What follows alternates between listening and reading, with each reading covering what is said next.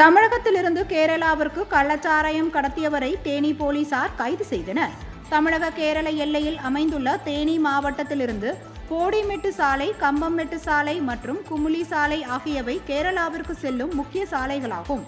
இந்த சாலைகளில் சோதனை சாவடிகளை அமைத்து போலீசார் தீவிர கண்காணிப்பு பணியில் ஈடுபட்டு வருகின்றனர். இந்நிலையில் தமிழகத்திலிருந்து கேரளாவிற்கு கள்ளச்சாராயம் கடத்தப்படுவதாக கிடைத்த ரகசிய தகவலை அடுத்து உத்தமபாளையம் மதுவிலக்கு அமலாக்கத்துறை போலீசார் மூணாறு செல்லும் சாலையில் உள்ள முந்தல் சோதனை சாவடியில் தீவிர வாகன சோதனையில் ஈடுபட்டனர். அப்பொழுது அந்த வழியாக வந்த ஆம்னி வேனை சோதனையிட்ட போது அதில் 7 லிட்டர் கள்ளச்சாராயம் இருப்பது தெரியவந்தது.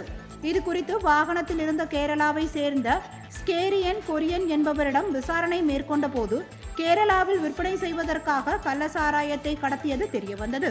இதையடுத்து அவரை போலீசார் கைது செய்து நீதிமன்றத்தில் ஆஜர்படுத்தி சிறையில் அடைத்தனர்.